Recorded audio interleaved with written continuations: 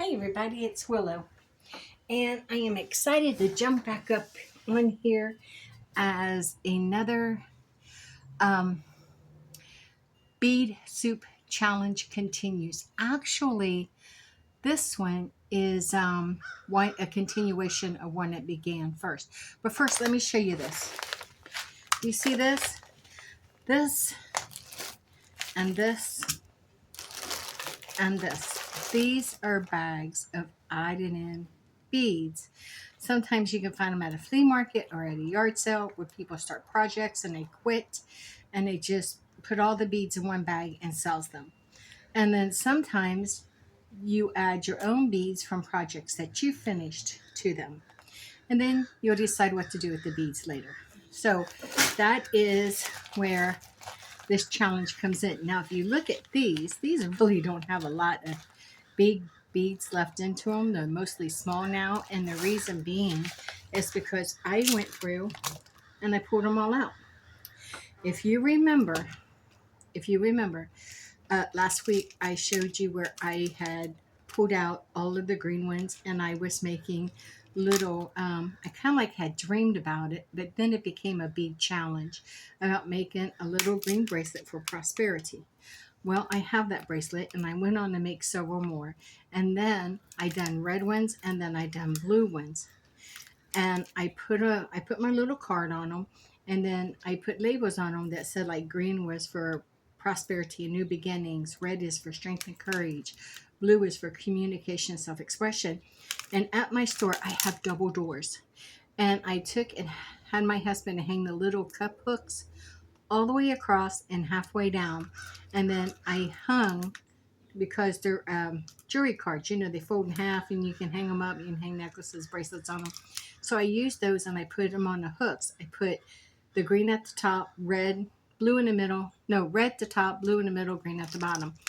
And I wanted to fill up that whole door. Well, as we done that on Sunday, and by the close of Sunday, I really have sold a lot of these sweet little bracelets. Look at this. I mean, none of them match. None of them are a perfect match, as you can see.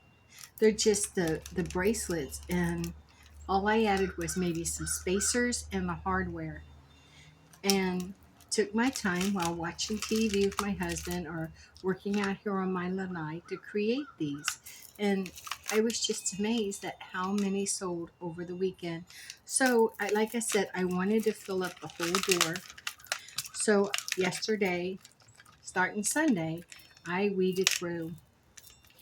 Sunday night, I weeded through and got out all of the blue, the green, and the red beads. Once again, from another soup mix, and made all of these red bracelets. Then last night, I started in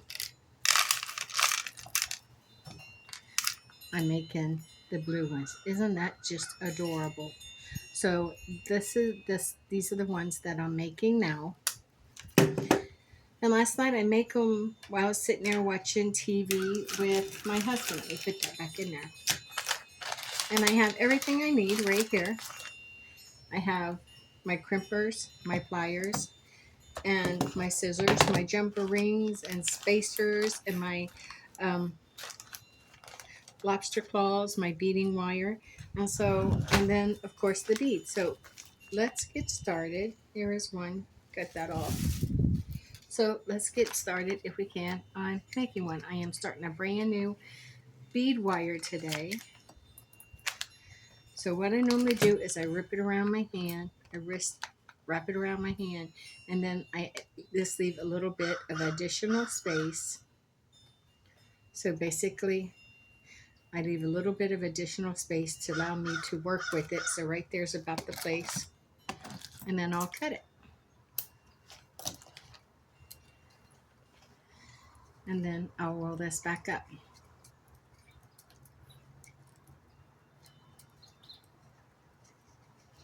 Whoever invented this guard, they were a genius, because this holds that wire on there perfectly. That was ingenious, I believe.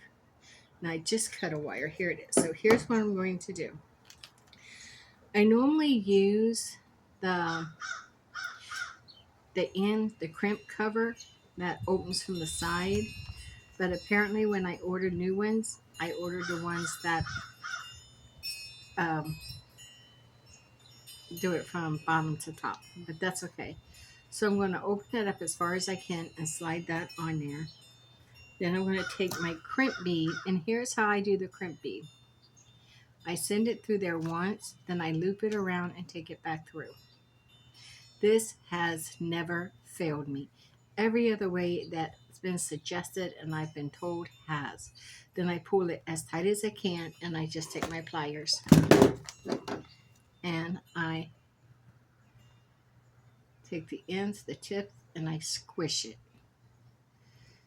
Just like that. And that has always held it. I take my scissors and I crimp that off.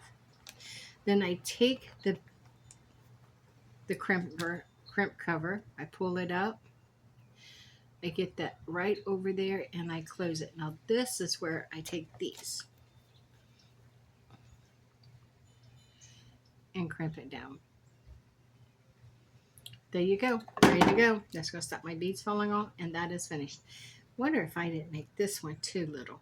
We'll find out. We'll see if we can use it. If not, redo. But maybe. And I really, here's the thing.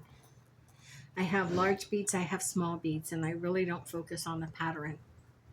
I will just, whatever bead may call to me at the time when I'm working on it is what I'm going to put on there. And I'll normally work up to a few. If I get these ones, I always like to add a couple of them on there.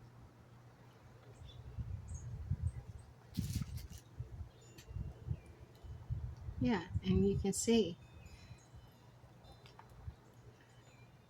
See, that doesn't look like much. But wait till you see it finished. Let me move these out of the way. These are bead caps. I don't think I'll be using them right now. Let me move them out of the way. And then over here, I have some spacers that will fit in here somehow. Right now, I'm just using different beads. Some are tiny, some are bigger.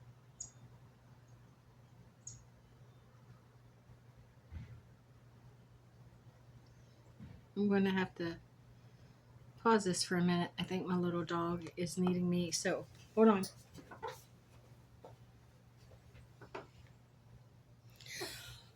Okay, I'm back. He's good. So here's what I have so far, if you can see. And now I'm going to add another, I think, a round bead.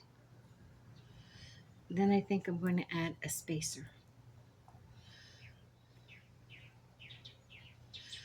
And I'll just use what I have as I use it up. So then I'm going to take on another bead, like this dark blue, since I just used the light blue. Ooh, that's cool.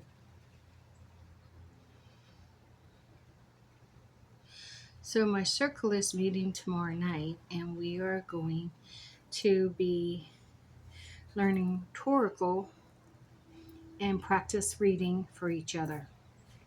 So Toracle, we all know what oracle cards are. So Toracle is where you take oracle cards and you read them in the form of tarot cards, such spreads as Aphrodite's heart and the Celtic cross and the inverted pyramid, and even in a glance ahead, which is the rear, which is a glance into the year ahead.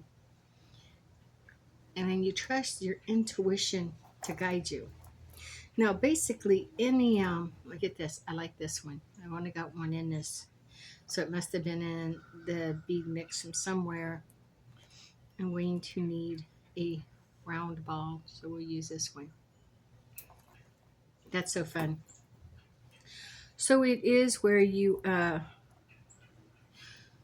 trust your intuition to guide you into doing this reading. So instead of just using your oracle cards to give you daily insight or guidance, you're going to be using them for actually divination work. I got a little heart here. Look at this. How cute is that?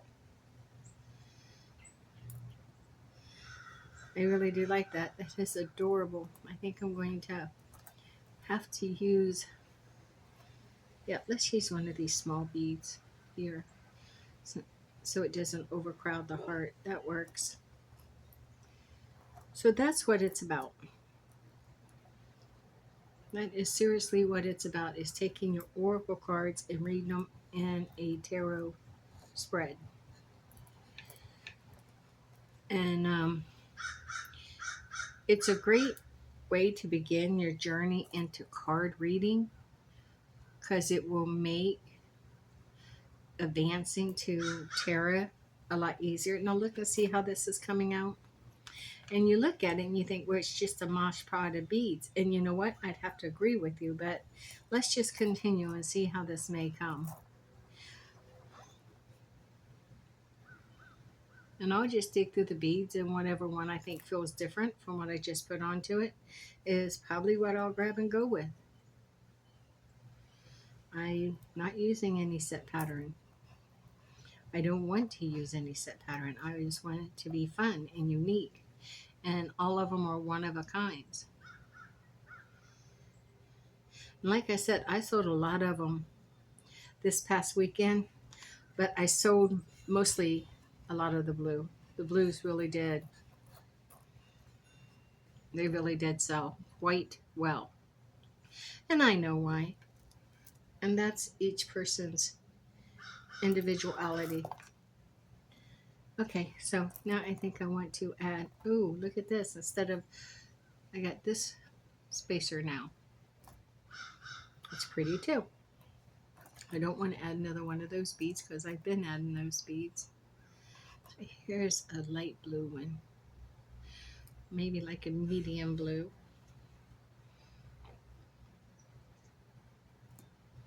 I really do enjoy bead making. I got a little gold one like I'm going to add. And I think I'm going to finish it off with a little light blue. Right there. Now here's what I'm going to do from here, and I hope, let me see.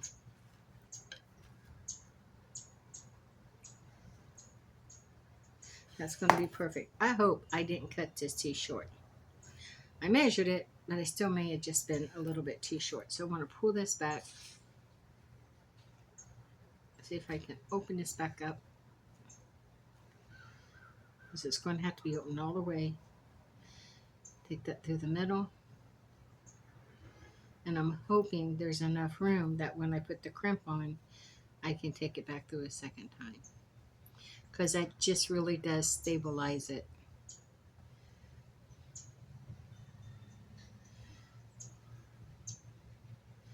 So let's see if this will work. Yeah, I did kind of like cut that short, but I might have to manipulate it. If there's a will, there's a way. So let's see.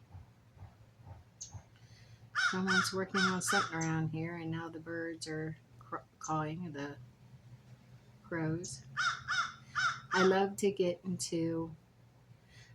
create my own bead challenges, and then I love to get into some bead challenges. And then I like to design with it worked. Then I like to design with the beads that I just, collect or purchase. But I'm always surprised. You know, when I sit down and I design a piece of jewelry, I have an idea what it's going to turn out like. And very seldom am I disappointed. So let me work this down. I mean, very, very seldom am I disappointed. With this, I'm kind of like always surprised. In the challenges, I'm just kind of like always surprised. And I think that's why I enjoy them. Look at that. Perfect. Now I want to clamp this right on the tips. Perfect. I'm going to cut off the excess of this. Get it in there if I can. Now I'm going to fold this back up I'm going to take these and secure it.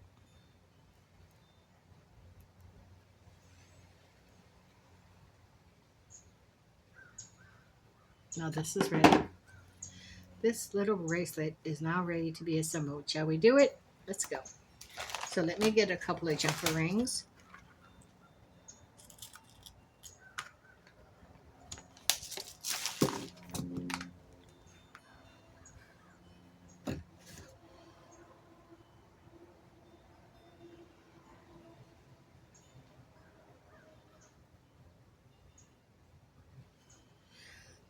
The other day I sat, I'm going to put this right through there.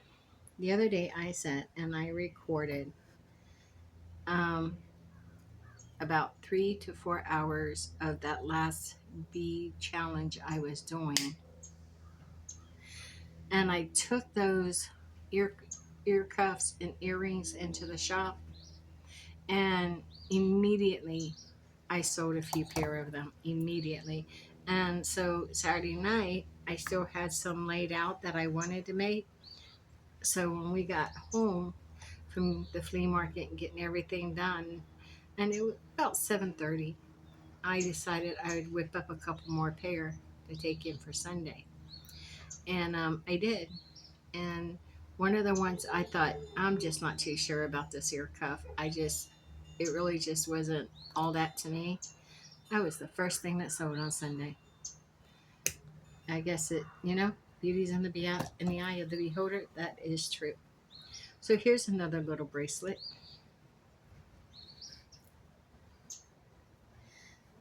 There is another little bracelet I made. I need to pause this again, so I will be right back.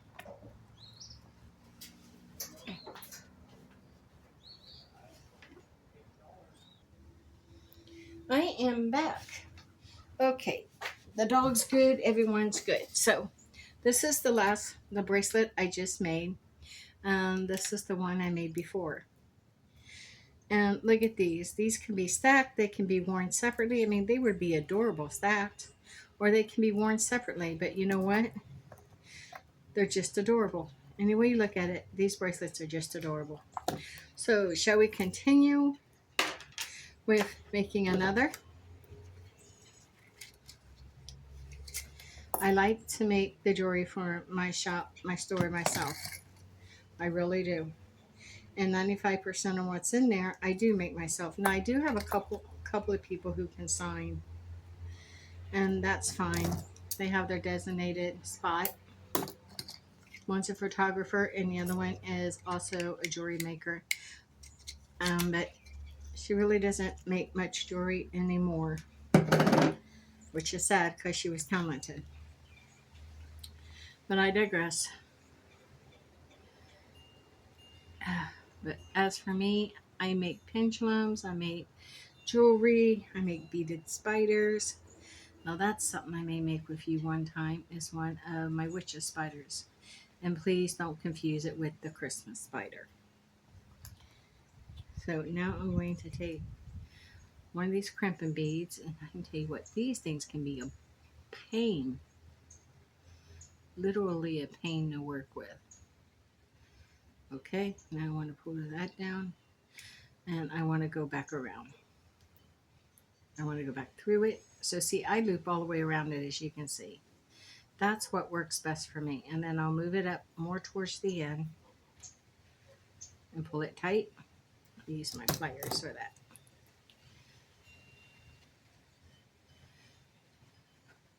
There we go. And then I will squish it. And that locks it in. And then I'll cut off the excess, the extra. Okay. Now I'm going to close this over that.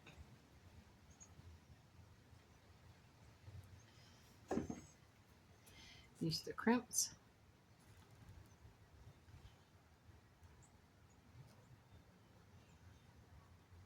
Oh, that went off a little bit, but I can straighten it out. That was a me thing.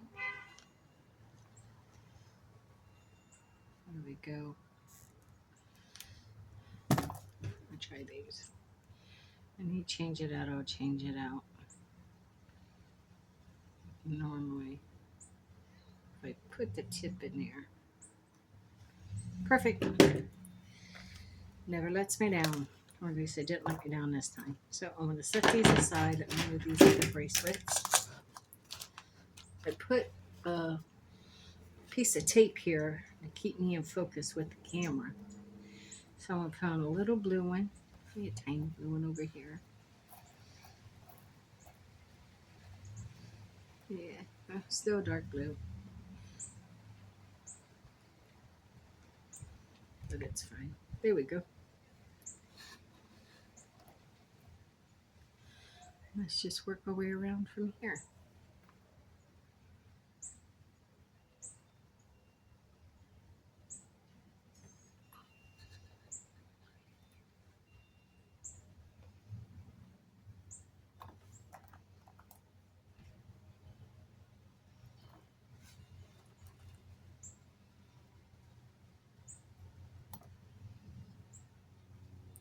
And I'm just adding beads. I really hope if you're watching this, if you watch it all the way to the end, thank you. I'm very grateful for you. If you don't, and you just grab a couple moments here and there, I hope it was enough to inspire you to grab some beads, maybe some old jewelry, and tear it apart to salvage the beads so you can get started on creating your own bead challenges.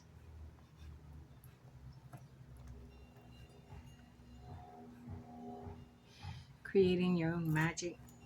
The jewelry I create is with intention. You know, like these bracelets, they're for communication, and these are for communication, self-expression. And I enchant them before I take them in. I hold each one and focus on what I created it for. Then I lay them on my altar and I burn an incense cone and a candle as an offering for its enchantment. And then I ask that whoever purchased this, wears it, or may receive it, gives it or may receives it, is blessed and protected.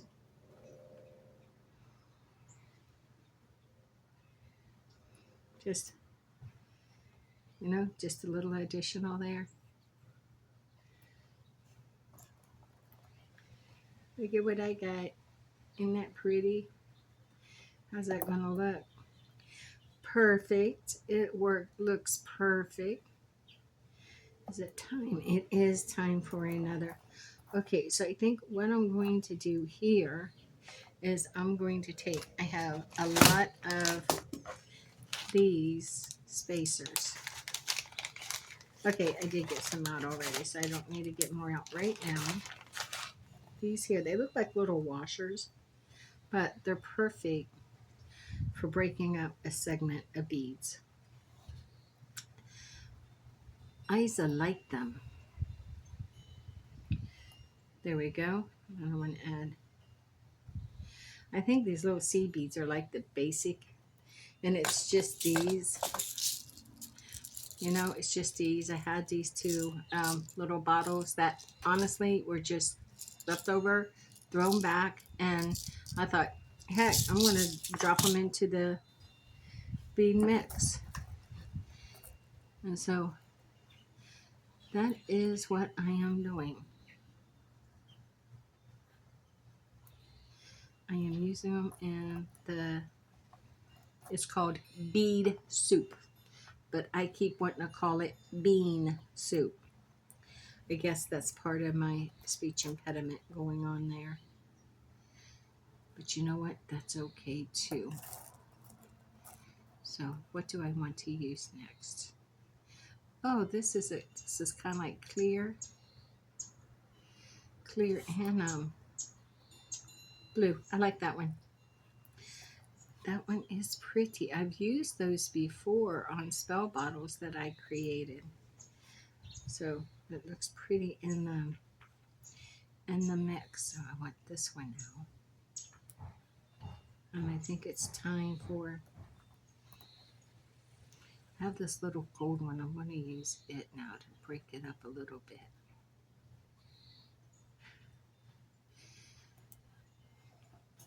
Well, that's a cute little accent. That really offsets it. Okay, moving on from there. Here is another blue one. And I'm gonna add a couple of these just because I like them.